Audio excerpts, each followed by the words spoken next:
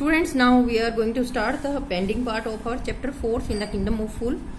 जैसे कि आपकी कहानी जो है मर्चेंट पे आके रुक गई थी.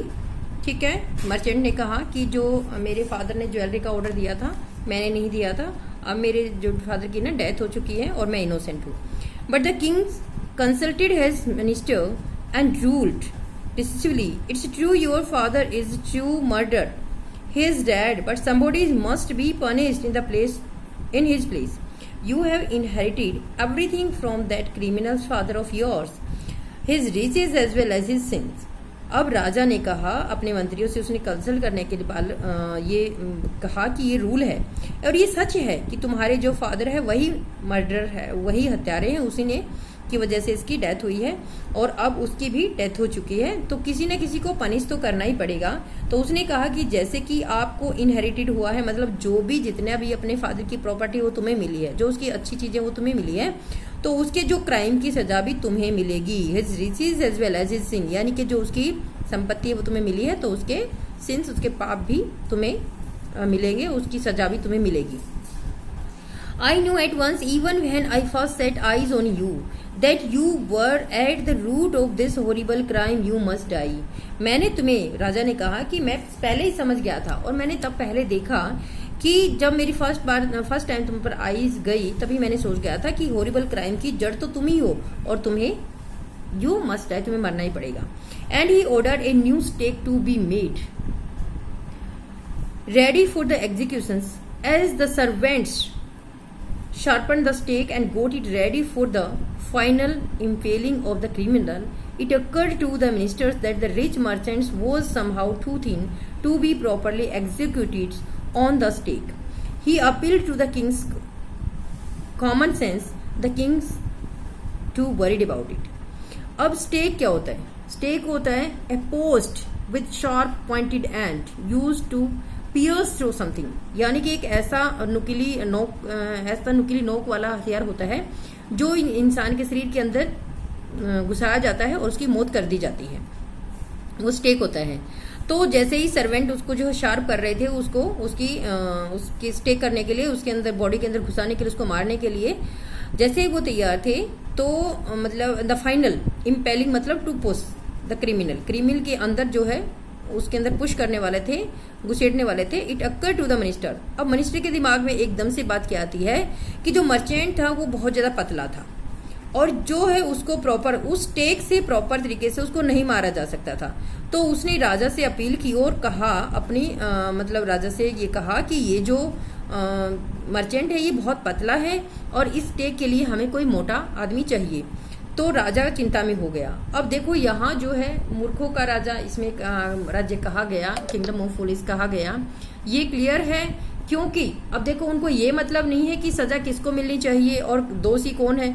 सबसे ज्यादा मतलब जो मेन क्राइम है वो तो थिप का है, चोर का है, लेकिन उस चोर को बचाने के लिए उन्होंने कितने लोगों को क्रिमिनल बना डाला और लास्ट में स्टेक तैयार करने के बाद वो किसी को भी पकड़ लेंगे, यानी कि जिसका दोष है उसको कोई नहीं, जिसका मतलब उनको बस एक आदमी की हत्या करनी है, बस उसके लिए उनको मोटा आदमी चाहिए.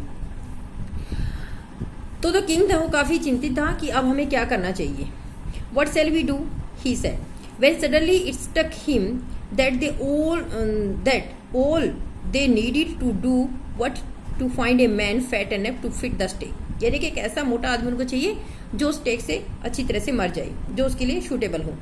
The servants were immediately sent all over the towns looking for a man who would fit the stake. यानी कि ऐसे आदमी की सर्च में सर्वेंट्स को भेजा गया जो उस स्टेक से सही, उस नुकीले हथियार से अच्छे तरीके से मारा जाए. And their eyes fell on the disciples who had fattened himself for months of bananas and rice and wheats and ghee. और उनका ध्यान किस पर जाता है? जो गुरु का जो शिष्य था उस पर जाती है, जो महीनों से खा खा कर चावल, घी और जो है बनानाज वगैरह खा खा के काफी मोटा हो चुका है अपने आप में. तो जो राजा के जो सर्वेंट्स थे जो एक मोटे आदमी को ढूंढ रहे थे, उन सब की नजर किस पर जाती है? राजा के उसके गुरु के शिष्य पर जाती है और उसको पकड़ लेते. What have I done? What have I done wrong? I am innocent. I am a sannyasi. He cried. Then maybe that may be true, but it's a royal decree that we should find a man fat enough to fit the stick. यानी कि जो disciples है, जो राजा, जो गुरु का जो चेला था, जो उसका शिष्य था, उसने कहा कि मैंने गलत क्या किया, मैं तो इनोसेंट हूँ, मैं तो एक सन्यासी हूँ। वो काफी चिल्लाता रहा, लेकिन उन्होंने कहा, राजा के जो सर्वेंट्स आए हुए थे, उन्होंने कहा कि ये सच है, तुम्हारा कोई दोष नहीं है, बट राजा का ये डिक्री मतलब ऑर्डर, राजा का ये ऑर्डर है, आदेश है कि हमें स्टेक के लिए एक सुटेबल पर्सन चाहिए, एक मोटा आदमी चाहिए। They said and carried him to the place of execution, और वो एग्जीक्यूशन की जगह पर उसको ले आई। He remembered his wise guru's words. अब उसको जो है मतलब अपने गुरु के वर्ड याद आते हैं कि उसके गुरु ने क्या कहा था, उसको उसकी बुद्धिमत्ता याद आती है कि उसने कहा था कि मतलब ये मूर्खों का राज्य है, ये तुम्हारे साथ कुछ भी कर सकता है। तो अब वो अपने गुरु के शब्दों को याद करता है कि वो सही कह रहा था शायद। तो this is the city of fools, you don't know what they will do to next.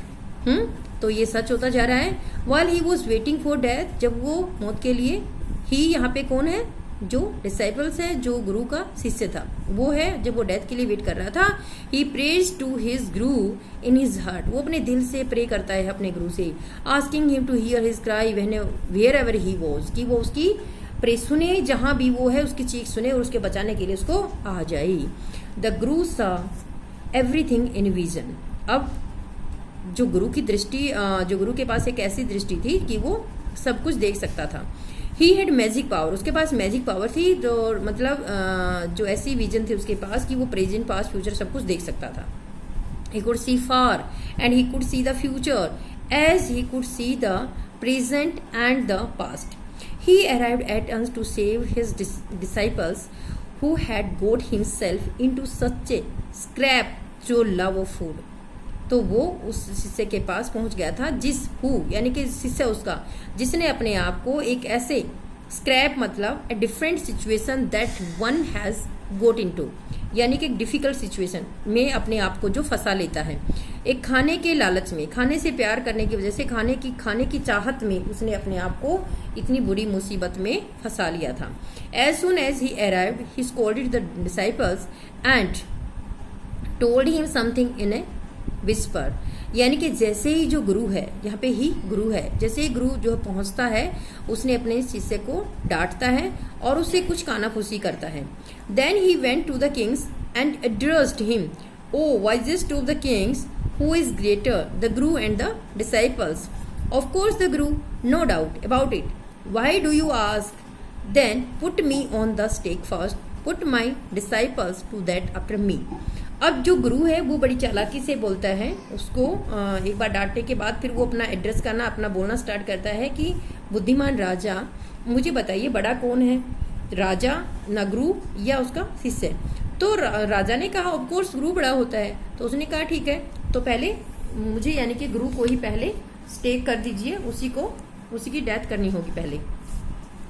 When the disciples heard this, he understood and began to clamor. जब उसके शिष्य ने ऐसा सुना तो वो समझ गया और उसने भी ही बिगिन टू क्लैमर मतलब उसने भी जिद लगाना स्टार्ट कर दिया कि me first, you brought me here first, put me to death first, not him. पहले मुझे मेरी मौत होनी चाहिए, गुरु की नहीं। The guru and the disciples now got into a fight about who should go first. The king was puzzled by this behavior, and he asked the Guru. और उसने गुरु से कहा, Why do you want to die? We chose him because we needed a fat man for the stake. अब जो राजा है वो गुरु surprise होता है, काफी पजल हो गया वो कि इस तरह का बिहेव क्यों कर रहे हैं। You should not ask me such questions. Put me to death first, replied the Guru. अब गुरु ने कहा कि मुझे इस तरह के क्वेश्चंस मत करो, बस तुम मुझे डेथ के लिए लटका दो। Why there is some mystery here. As wise man, you must make me understood. जैसे कि तुम बहुत बुद्धिमान हो, तो तुम्हें यहाँ मतलब राजा ने सोचा कि क्यों ऐसा ये कर रहा है, यहाँ कुछ ना कुछ तो रहस्य जरूर है। तो जैसे ही मतलब उसने कहा तुम बहुत बुद्धिमान हो, तुम्हें मुझे समझाना पड़ेगा। Will you promise to put me to death if I tell you? Ask the Guru. लेकिन गुरु ने कहा कि अगर तुम प्रॉमिस करो कि तुम मुझे मेरी मुझे स्टेक लगा दोगे, यानी कि मेरी डेथ करोगे, तो उसके लिए मुझे प्रॉमिस करो कि पहले मेरी मृत्यु तुम करोगे। The king gave him the solemn swear, solemn स्वर मतलब प्रॉमिस किया उसका कि ठीक है। The guru took him aside, अब ग्रू को एक तरफ लेके गया, out of the servants earshot and whispered to him, do you know why we want to die right now? The two of us, we have been all over the world, we have never found a city like this or a king like you. That stake is the stake of the god of justice. It's a new, it had never had a criminal on it. Whoever dies on it first will be reborn as the king of this country, and whoever goes next will be the future minister of this country. यानी कि जो राजा, जो गुरु है वो उसको मतलब एक तरफ, राजा को एक तरफ ले जाकर उसके कान मतलब विस्पर धीरे से उसको फुसफुसाता उसके कान में और कहता है कि तुम्हें पता है कि ये जो हमने बहुत जगह पर हम घूमे हैं, ऐसा राज्य ऐसा सिटी हमने कहीं नहीं देखा, ये सिटी बहुत अच्छा है तुम्हारा जो सिटी है। और उसने कहा कि ये जो स्टेक है ये गॉड ऑफ जस्टिस है, ये भगवान का न्याय है, ये बिल्कुल नया है, इससे पहले किसी भी क्रिमिनल की हत्या नहीं हुई है।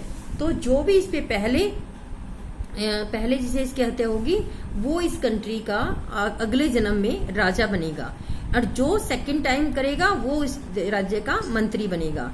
तो उसने कहा कि we are sick of our ascetics life, यानी कि एस्टिक्स लाइफ यानी कि सन्यासी लाइफ, हम इस सन्यासी लाइफ से थक चुके हैं, बहुत दुखी हो चुके हैं। It would be nice to enjoy our self as a king and the minister for a while, और हम चाहते हैं कि हम राजा और मंत्री की लाइफ में थोड़ा सा जिए रहें। Now keep your words and my lord and put us to death me first remember, अब मुझे उस पर लटकाना है, ये चीज याद रखना।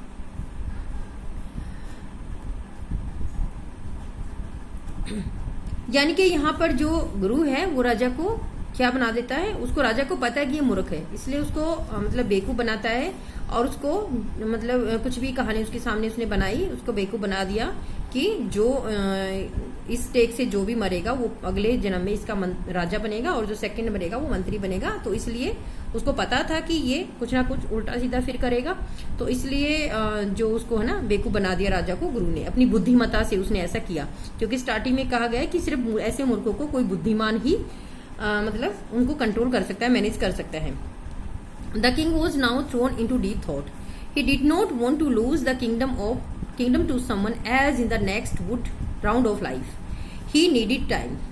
अब जो राजा है वो सोच में गिर गया, और वो नहीं चाहता था कि अगले जन्म में भी कोई दूसरा मेरे राज्य में आए, नेक्स्ट जो लाइफ राउंड होगा लाइफ का उसमें भी मतलब वो खुद ही राजा बनना चाहता था। इसलिए उसने कहा कि मुझे थोड़ा सा टाइम चाहिए। So he ordered the execution postpone the next day, यानी कि उसने जो हत्या थी वो नेक्स्ट डे पर पोस्टपोन कर दिया उसको। And talked in secret with his ministers, it is not right for us to give order to the kingdoms to others the next life. ठीक है, तो वो अपने मिनिस्टर से चुपके सीक्रेट तरीके से बातें करता है, पूछता है कि मतलब ये किसी तरह से भी सही नहीं है कि नेक्स्ट लाइफ में जो हमारा न्यू बर्न होगा उसमें हमारा राज्य किसी और के हाथों में जाए। Let's go on the stake our self and we will reborn as king and minister again. The holy man do not tell lies, he said, and the minister agreed. अब उसने कहा कि जो साधु लोग होते हैं वो कभी झूठ नहीं बोलते, और इसलिए हम अपने नेक्स्ट जन्म में भी हम राजा और मंत्री का जन्म लेंगे और राजा मंत्री हम ही बनेंगे। इसने और जो मिनिस्टर है वो भी एग्री हो गया उसके साथ। So he told the executioners, we will send the criminals tonight, when the first one comes to you put him to death first, then do the same to the second man, those are my orders, don't make any mistake. अब वो जो executioners थे who kill the person, executioner को होते हैं जो इस तरह के राजा के ऑर्डर पर लोगों को मारने वाले होते थे, उनको बोलते हैं। तो उसने उन क्रिमिनल से कहा कि आज रात को जो तुम्हारे पास पहले आएगा उसको पहले तुम्हें उसकी डेथ करनी है, और नेक्स्ट आएगा उसकी नेक्स्ट जो सेकंड आएगा उसकी बाद में करनी है, इसमें कोई मिस्टेक नहीं होनी चाहिए। अब that night the king and the ministers went secretly to the prison, release the guru and the disciples, disguised themselves as the two, and the arranged beforehand with loyal servants were taken to the stakes and promptly executed. यानी कि अब दोनों जो राजा और मंत्री है वो secretly prison में जाते हैं, जेल में जाते हैं, और वहां पे राजा और गुरु दोनों को रिलीज कर देते हैं, और डिस्गाइज यानी कि different appearance in order to conceal one's identity, यानी कि दूसरा मतलब डिफरेंट अपीयरेंस दिखाने के लिए इनके भेष बदलना एक तरह से, और अपने आप में जो अपने जो सर्वेंट्स हैं उनको भी मतलब अच्छे से अरेंज कर देते हैं कि जैसे कैसे तुम्हें पहले और बाद में किसको मतलब स्टेक पर चढ़ाना है, और इस तरह से जो सर्वेंट्स थे वो पहले से ही तैयार कर रखे थे, वो उन दोनों को ऐसे एग्जीक्यूट के लिए लेके चले जाते हैं। अब जैसे राजा ने उनको ऑर्डर दिया था, उस ऑर्डर के अकॉर्डिंग जो सर्वेंट है उन दोनों को उसमें स्टेक के लिए लेके जाते हैं। When the bodies were taken down to be thrown to crows and the vultures, the people panicked. Panic मतलब लोग डरे हुए थे, घबराए हुए थे जब उनकी जो डेड बॉडीज कौवों के लिए और गीदों के लिए बाहर डाली गई। They saw before them the dead bodies of the kings and the minister. उन्होंने देखा कि जो डेड बॉडीज है वो मिनिस्टर की और मंत्री की है। The city was in confused. वो सभी कंफ्यूजन में थे। All night they mourned and discuss the future of the kingdom. मौन मतलब उन्होंने विलाप किया, दुख किया, पूरी रात चिंता की, दुखी रहे वो अपने फ्यूचर के लिए, राज्य के फ्यूचर के लिए। Some people suddenly thought of the guru and the disciples and caught up with them as they were preparing to leave town unnoticed. उन्होंने कुछ लोगों का ध्यान गया गुरु और उसके चेले पर, उसके जो शिष्य था उस पर, कि उनको जो है वो भागने की, बिना किसी की नजर पड़े वहां से, बिना किसी का ध्यान जाए वहां से भागने की तैयारी कर रही थी। We people need a king and a minister said someone. किसी ने कहा कि हमें एक राजा और मंत्री की जरूरत है। Other agreed. They begged the guru and the disciples to be their kings and their minister. It did not take many arguments to persuade the disciples, but it took longer to persuade the guru. अब जो है उसके शिष्य को मनाने में उनको ज्यादा टाइम नहीं लगा, क्योंकि वो तो पहले ही पेटू था, खाने पीने का लालची था, तो बहुत जल्दी वो मान गया मंत्री बनने के लिए। लेकिन राजा को, उसको गुरु को मनाने में थोड़ा सा टाइम लगा, उसको मनाने में, परसुएड मतलब उसको कन्विंस करने, मनाने के लिए थोड़ा सा टाइम लगा। But finally they agree to rule the kings of the foolish king and the silly ministers on the condition of that they could change all the old law। और इस कंडीशन पर कि वे उस ओल्ड जो उनके पुराने law था उसको चेंज करेंगे। ठीक है, उनके पुराने लॉज क्या थे कि वो रात को दिन और दिन को दिन बनाएंगे और रात को रात बनाएंगे। जैसे राजा ने उल्टा किया हुआ था कि उसको बदलेंगे, क्योंकि उनको पता था कि अब ये मूर्खों का राज्य नहीं, मतलब उसको एक नॉर्मल राज्य बनाने के बारे में गुरु ने सोचा। From then on night would again be night and day would again be day, and you could get nothing for Edudu. It became likely any other place. It became like any other place. यानी कि जो उन्होंने कहा कि एक ही शर्त होगी कि दिन दिन की तरह होगा, रात रात की तरह होगा, यानी कि लोग रात को सोएंगे और दिन में काम करेंगे जैसे सभी राज्यों में होता है। और यहाँ पर दूसरी शर्त ये होगी कि कुछ भी जो है आप एक डीडू का नहीं खरीद सकते, एक रुपये का आपको सब कुछ नहीं मिल सकता है। यहाँ हर चीज की अलग अलग कीमत होगी, जैसे कि बाकी दूसरे राज्यों में होता है, और दूसरे राज्यों की तरह ही ये राज्य बन जाएगा। तो इसी तरह स्टूडेंट्स कैसे जो है गुरु और उसकी जो गुरु ने अपनी बुद्धिमत्ता से इस राज्य को, जो मूर्खों का राज्य था, इसको कैसे मतलब एक नॉर्मल राज्य में चेंज किया। तो this story is complete students. Now you have to find out question answer on the basis of this story.